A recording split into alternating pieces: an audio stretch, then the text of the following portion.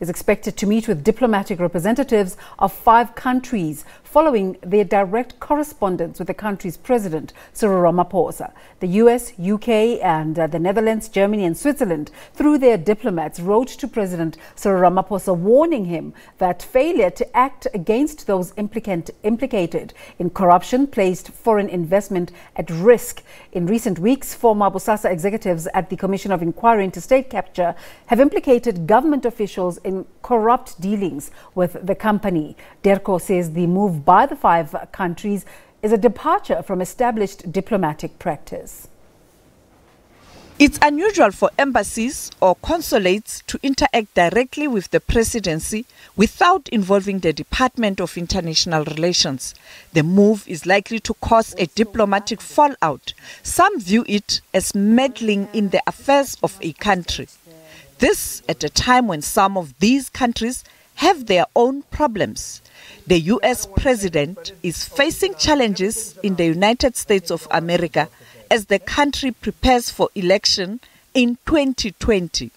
The United Kingdom is also battling to deal with Brexit as Prime Minister Theresa May struggles to unite Britain on the deal that's on the table. German Chancellor Angela Merkel's coalition government is also on shaky ground. The South African president has indicated that the commission was established to get to the bottom of corruption so that the country can get back on its feet again.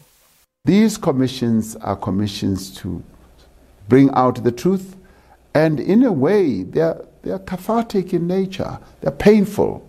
They are heart-wrenching, but we must stay committed because in the end they should lead us to redemption.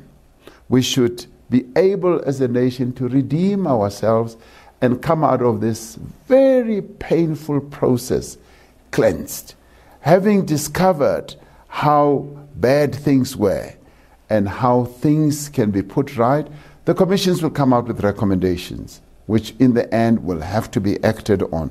And those who are found to have flouted various rules or laws should be accountable. Yesterday, the former South African President Thabo Mbeki welcomed the appointment of the commission and said it should be allowed to do its work, but that the law enforcement agencies should act. I think we need to wait. To wait for that judicial commission to do its work, to complete its work. And I think there are state organs, other state organs, who are obviously following up on what is happening at that commission. And they are perfectly at liberty to act in terms of their own mandates, whether it's the police or whoever else, they can act on that. But in terms of the President of the Republic, he has to wait for a report of the commission. Commission must complete its work, submit its report, and he must then consider the report and decide what to do. But I'm saying that doesn't mean that the various state organs cannot do whatever it is that they need to do in terms of their mandates. The Department of International Relations and Cooperation refused to comment, but indicated that Minister Lindiwe Sisulu would do so after meeting diplomats from these countries on Monday. Sophie Mukwena, SABC News, Johannesburg. Now, for more on the story, we're joined by our foreign editor, Sophie Mukwena, to unpack this story. Sophie, this is unprecedented. Have we ever seen anything like this before? Yes, if it's true, it's unprecedented. There has since been reports that it looks like the story is not entirely correct. What happened was that the diplomats, when they were preparing for their meeting with the President of the Republic last year, you know he always interacts with diplomats. They had a meeting to discuss as a forum of diplomats the issues that they are concerned with. And one of the issues was around corruption. It was in June last year. And then the other issue revolved around visa. The other issues revolved around cumbersome processes in South Africa when people want to do business in South Africa, and crime, of course. But according to the weekend reports, it looked like this happened now recently. Now, we don't have facts. We are waiting for the Department of International Relations after the meeting to shed some light. But the question then would be, why did the Department of International Relations acted upon hearing newspaper reports? They should have spoken to the people concerned and then perhaps come up with a better statement to put things into perspective. So we don't know. I suppose the question then, because Ndebo Mabaya from the Department of International Relations has confirmed that the letter exists, even though there are questions about whether it was signed or not. And he has confirmed that it landed at the president's desk. So he says that whether they were making it official or not, the fact that it landed at the president's desk landing at the gives it some sort of credence. Yes, it's not how diplomacy is handled. The diplomats here, or the representatives, communicate via Dirco. They have to communicate with Dirco. Dirco would then arrange a meeting with the president if there's a need for such. Otherwise, the Minister of International Relations is supposed to handle that. Yeah. If there are serious concerns from those countries, the president of that country must communicate directly with the president of the affected country. Yeah. Or the Minister of Foreign Affairs of a particular country must call the Minister of International Relations. For example, if America is concerned around issues in South Africa, Mike Pompeo must communicate with Minister Lindiwe Sisulu. Or Donald Trump must speak to President Cyril Ramaphosa. The diplomats are there to create a conducive environment and convey messages via diplomatic channels. If this is true, it will definitely be something that was not supposed to happen. And it is for that reason when I spoke to many political parties, some of them in this country, they were saying that this will be seen as interfering or meddling in the affairs of South Africa. Because if you focus on corruption, already we have 3 inquiries, looking at this issue of corruption. And you can see what has come out thus far.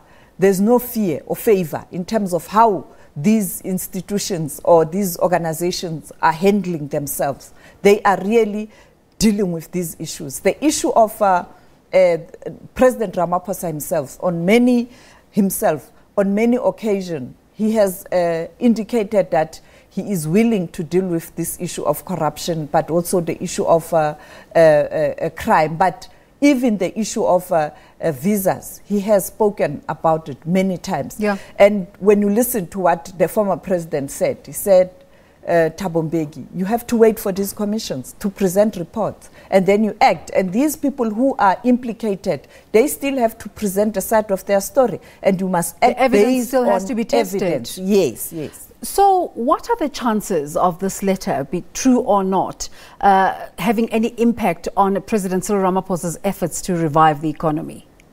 Not at all. I will tell you, Desiree, I've traveled the length and breadth of the continent. I've been in areas where there are conflicts. These multinational companies, if they want to invest, they will invest in a particular country. You can go to CAR, they are there. If there's a chance of a return for them, they are there. If there's a chance for returns, they will do it.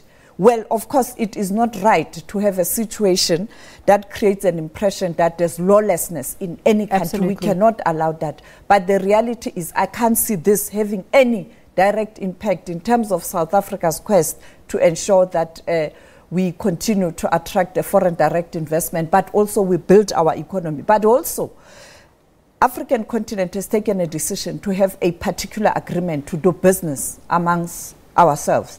And I think if South Africa can focus on the continent, I mean, we have countries that we are doing business with where we can leverage or extend our involvement on the continent. You have the BRICS nations that are also willing to participate or interact with South Africa. And also the European Union. He was there now recently, the President of the Republic. And the European Union, while they raised concerns around the issue of land which he dealt with, they are willing to invest in South Africa. So the presidency has reacted, saying that even though protocol wasn't followed, they welcome the interaction. And Dirco is now, as you said, going into those meetings, trying to find out exactly what the real concerns are. Do you think there will be further reaction? I think the president is trying to say, leave it to us. Let's deal with this matter. Let's use the diplomatic channels. Secondly, I'm not going to grandstand and tit for tat. So I think much as he might be aggrieved, if this is true, he has chosen a path where he is going to handle this thing diplomatically. And two, remember, he must lead by example. You can't say people didn't follow diplomatic channels and then you do the same. As a leader, as a person who is supposed to give guidance to the cabinet and ministers, he has to lead by example. And I think he doesn't want further spats.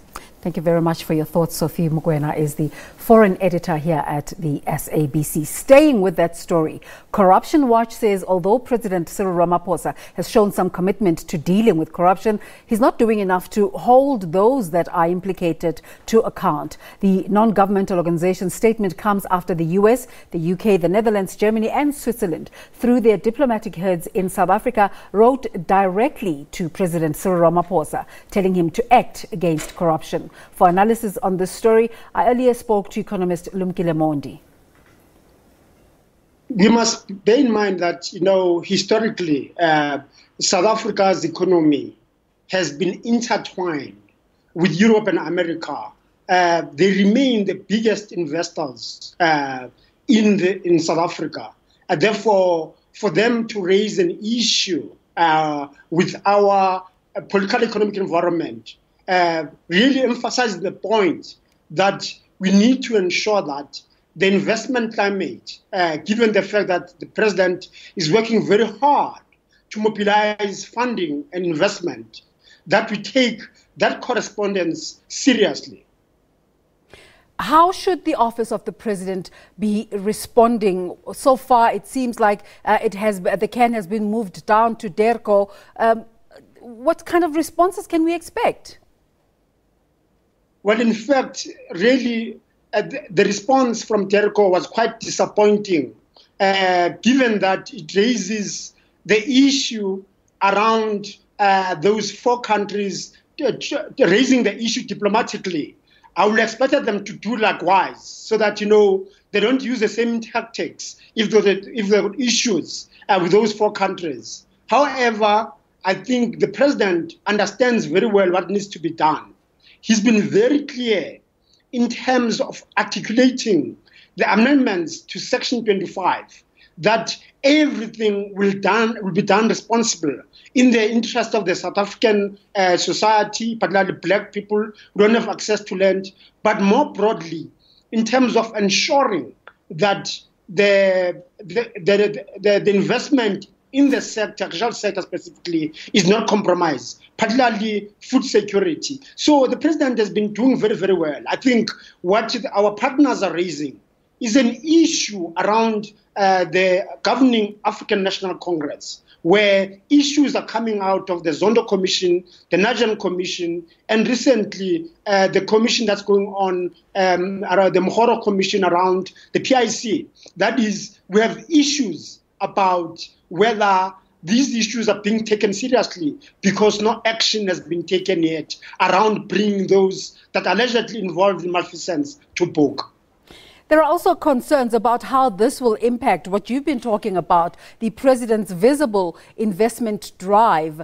Do you think this will lead to a souring of relations, perhaps? Never. I think it is in our interest in South Africa. We may have differences as to how the rest of the world approach matters of diplomatic concerns. I think more importantly for us, we need them more than they need us. Remember, we remain quite challenged in terms of employment creation, particularly the youth, in terms of education levels and support, particularly around the medical side, to impact on the on HIV/AIDS. To ensure that can support those that are affected, but more importantly also in terms of technology, as we are moving towards battery storage to clean technology, that we need partners that we can collaborate with in the national system of innovation. And those four countries they've been very good with us in terms of working with us, whether it's in the nuclear technology as well as in the energy, broadly speaking, and in the mining sector. So we need them. I think we'll find a solution to work together. And I think this is one of those diplomatic issues that the president has to take it seriously and raise them with the party, so that within the party, this issue around corruption and malfeasance is addressed by selecting people to go to the next parliament after May who are clean, who are accountable, not only to the party, but to the broader masses of our people, including those that are not ANC, should they win the election, so that we can get our country going to redress and ensure that we really achieve a better life for all, not only for the few that are within the governing party that get away with malfeasance. So while we have you here, let's talk about another matter yet again. Cape Town will be hosting the mining indaba. In this climate that the mining industry, particularly the South African declining mining industry, what can come out of such a gathering? Well, we must remember that even the mining itself was because of uncertainty around Mr. Mosebenzi Zwane under the Zuma presidency in terms of bringing in a lot of confused messages around the protection of property rights, promoting black economic empowerment to above 50%, which is a very good thing. However, given the fact that mining is a long-term game and you need capital, so that pushed back a number of investors. And as I said earlier, I think what's going to come out is that Minister Mantashe has been working very, very hard in terms of reassuring the security of Kenya, but more importantly also of signaling that South Africa is now going to play a long-term game. Embedded in it is going to be a push towards beneficiating, ensuring that we add value to create jobs in manufacturing, so that both mining and manufacturing drive those economic growth, but that exports, but also job creation and new technologies in that sector. However, I think the president, Mr. Mantashe, needs not to mislead investors by promising easy answers. I think the state needs to commit to long-term game, while at the same time realize that communities have got issues. We know about Kolobeni, we know about Bakhatla Bakhafela, that those issues can't be resolved solely politically. We need not only the private sector and the state, but also the communities to believe that their interest is aligned with those communities, so that the growth does not only benefit the state and the business, but also the community also benefit through participation in driving the mining sector forward. Well, that's a conversation with Lumkile Mondi, who's an economist, about the possible impacts of this fallout on the president's efforts to revive the economy. So we're running a poll this morning in relation to this story, where we're asking you about the 5 Western countries reportedly writing a letter directly to the president regarding corruption. And we're asking you, what are you most concerned about in relation to the story? Are you concerned that they didn't follow a proper procedure? Are you concerned about the content of the letter, which is complaining about corruption and visa regulations, or both? 16% of you say protocol, 47% content of the letter, 37% both, and this is with 32 votes in. So we're asking you, our viewers, to continue to interact with us on this conversation. Maybe we're making something big out of what do they say, a mountain out of a molehill, based on your responses. But let's see as the day unfolds. Deputy Finance Minister Mondli Gungubele has denied that he was complicit in the corruption that took place at the Public Investment Corporation. A whistleblower has accused Gungubele and other board members of turning a blind eye